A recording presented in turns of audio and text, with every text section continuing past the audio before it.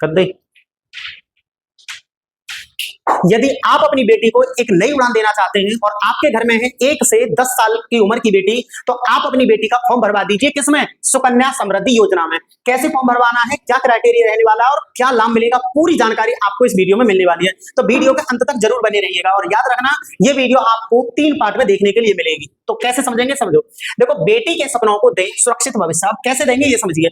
यह योजना क्या है? यह एक लंबी अवधि की बचत योजना है जिसमें माता पिता अपनी बेटी के नाम पर पैसा जमा करते हैं और 21 साल बाद अच्छा फंड बनता है। मैं आपको बता दूं, यहां पर जो पैसा जमा होगा वो जमा होगा 15 वर्ष तक। कितने तक? 15 वर्ष तक। और उसके बाद कम से कम बेटी की 18 वर्ष या फिर 21 वर्ष तक आप उसमें से कोई भी पैसा नहीं निकाल पाएंगे। पैसा मिलेगा आपको बच्चे की शादी पर या फिर बच्चे की अच्छी पढ़ाई पर। वो सारी चीजें आपको यहाँ देखने के लिए मिल जाएंगी। कौन खाता खोल सकता है ये जानकारी देखिए। माता या पिता या कानूनी अभिभावक। कानूनी अभिभावक जो जिसने किसी की बेटी गोद ली है, ठीक है, वो। अच्छा, बेटी की उम्र 10 वर्ष से कम होनी चाहिए। अगर आप सुकन्या समृद्धि योजना में अपनी बेटी का फॉर्म भरवा रहे हैं तो उसकी उम्र कितनी होनी चाहिए? 10 वर्ष से कम और 1 वर्ष से ऊपर। एक बेटी और एक खाता, यानी एक बेटी का सिर्फ एक ही खाता खुल सकता है, इस बात का आपको ध्यान रखना है। और एक परिवार अधिकतम 2 बेटियों के खाते खुल सकते हैं, यानी अगर एक परिवार में 2 बेटी हैं तो उनके खाते खुलवा सकते हैं आप। अच्छा, जुड़वा बेटी के खाते खुल जाएंगे 3 बेटियों पर। अगर 3 बेटी हैं तो उन पर तो और अच्छी आपको छूट भी देखने को मिल जाएगी। आगे देखिए, खाता कहां खुलवाना चाहिए। तो देखो, आप खाता खुलवा सकते हैं इंडिया पोस्ट में, या फिर किसी सरकारी बैंक में खाता खुलवा सकते हैं, या फिर अधिकृत निजी बैंक में। जैसे यहाँ पर क्या है, स्टेट बैंक ऑफ इंडिया है, पंजाब नेशनल बैंक है या बैंक ऑफ बड़ौदा है। यहाँ पर कोई भी, मैं ये नहीं कह रहा था यहाँ पर ही खुलवाइए, ये एक एग्जाम्पल है। यहाँ पर जाकर आप खाता बेटी का खुलवा सकते हैं। आगे और देखिएगा और क्या क्या जानकारी है आपके लिए। देखो, अच्छी तरह से समझिएगा।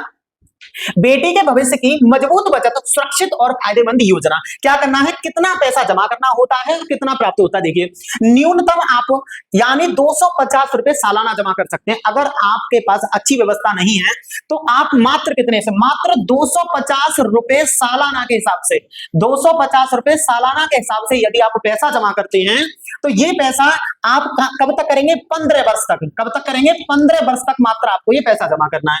और अधिकतम पैसा कितना जमा कर सकते हो? 1,50,000 रुपए, यानी 1.5 लाख रुपए आप अधिकतम सालाना रुपए जमा कर सकते हो। अच्छा, आप यह पैसा जमा कर सकते हो कैसे? महीने महीने, यानी हर महीने जमा कर सकते हो, या तुम्हारा मन है कभी कभी जमा कर सकते हो, या फिर आपका मन है तो एक साथ भी इस पैसे को जमा कर सकते हो। आगे देखिए, अगर 1,000 रुपए महीना जमा करें, ये कम से कम है। जैसे अभी मैंने बताया था 250 रुपए प्रति माह। आप अपने अनुसार इसे बढ़ा घटा, देखो 250 से नीचे तो नहीं कर सकते, लेकिन 250 से ऊपर आप इसे 1000 कर सकते हो, 500 कर सकते हो, 2000 कर सकते हो, 3000 कर सकते हो, जो आपका मन हो। आप अपने बजट के अनुसार मंथली जो एक किस्त के तौर पर है आप बांध सकते हैं, ठीक है। तो यहाँ पर क्या बताया गया है, यदि आप 1,000 रुपए हर महीना जमा करें तो यहाँ पर देखो 12,000 रुपए साल हो जाते हैं। एक साल में 12 महीने तो 12,000 रुपए। और ये कब तक करने हैं? 15 साल तक। तो आप जमा कुल कितना कर रहे हैं? 1,80,000 रुपए 15 साल में जमा कर रहे हैं।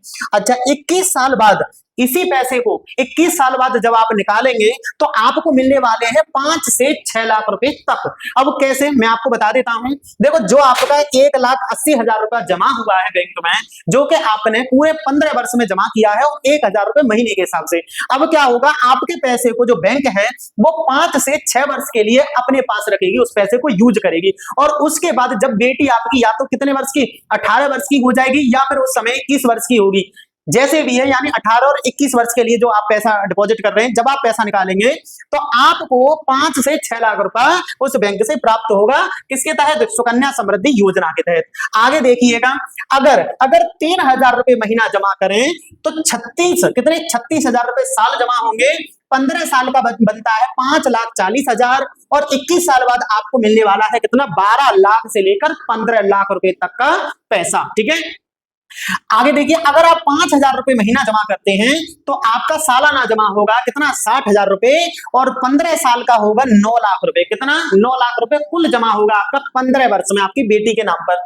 और जब 21 साल बाद उस पैसे को आप निकालने जाएंगे तो आपको प्राप्त होगा 22 से 25 लाख रुपए। अब ये 22 से 25 लाख रुपए, इतने इस अमाउंट में जो गैपिंग है आखिर इतनी क्यों है, तो मैं बता देता हूं। जो आपको ब्याज मिलती है बैंक से, क्या मिलती है? जो आपको बैंक से ब्याज मिलती है वो हर 3 महीने बाद घट बढ़ सकती है, ठीक है। अभी मान लीजिए, अभी जो ब्याज दर चल रही है वो चल रही है 8.2 चल रही है, हो सकता है आने वाले समय में ये हो जाए 8.1 हो जाए या फिर 8.3 हो जाए, ये घटती बढ़ती रहती है। तो इसीलिए यहाँ पर आपको ये थोड़ा सा गैप देखने के लिए मिल रहा है। उम्मीद करता हूं यहाँ तक सब कुछ आपको समझ में आ रहा होगा। बेटी को क्या फायदा मिलना है इससे, देखो उच्च शिक्षा मिलेगी, शादी का खर्चा अच्छी तरह से मिल जाएगा और भविष्य की आर्थिक सुरक्षा भी बच्चे की सुधर जाएगी। आगे देखते हैं आगे क्या जानकारी है आपके लिए, आगे देखिएगा अच्छी तरह से। बेटी का भविष्य सुरक्षित शिक्षा और शादी के लिए सुनहरा निवेश है ये, यानी आप अपनी बेटी की अच्छी शिक्षा, अपनी बेटी को अच्छी शिक्षा दिला सकते हैं और जो आपके मन में है बच्ची की शादी जिस धूमधाम से करने का वो भी आप कर सकते हैं। पैसा कब निकाल सकते हैं ये जान लेते हैं। पढ़ाई के लिए जब बेटी 18 साल की हो जाए तो आप 50% तक पैसा निकाल सकते हैं, जो भी आपका अमाउंट होगा उसका 50%, ठीक है।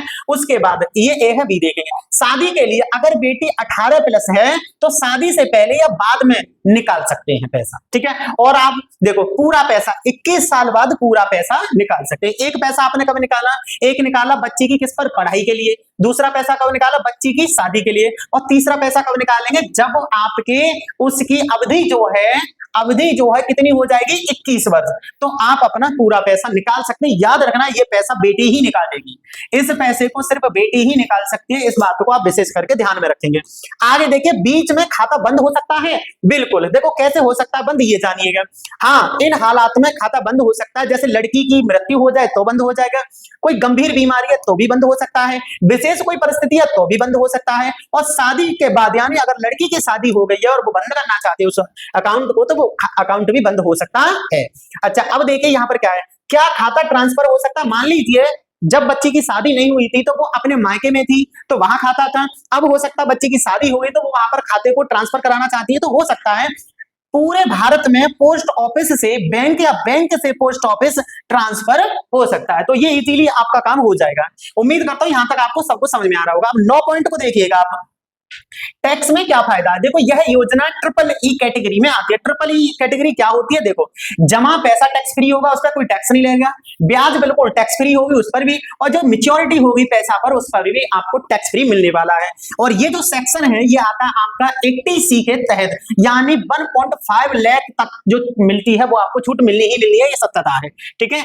और अधिक जानकारी के लिए आप पीएम की वेबसाइट पर जाकर सुकन्या समृद्धि योजना की पूरी जानकारी और प्राप्त कर सकते हैं। बाकी ऐसा कुछ भी नहीं रहा कि मैंने आपको नहीं बताया हो। सुकन्या समृद्धि योजना, अगर पैसा जमा नहीं किया तो क्या होगा, अगर पैसा जमा नहीं किया तो क्या होगा, अगर साल में 250 भी जमा नहीं किया, मान लीजिए आपने जो सुकन्या समृद्धि योजना जो शुरू करी थी, ऐसे समझिए ये शुरू करी थी आपने 250 से, कितने से 250 रुपए प्रति महीने जमा करी थी, ठीक है, शुरू किया था, और वो भी आपसे नहीं हो रहा, तो कितने 250 भी, तो खाता डिफॉल्ट हो सकता है।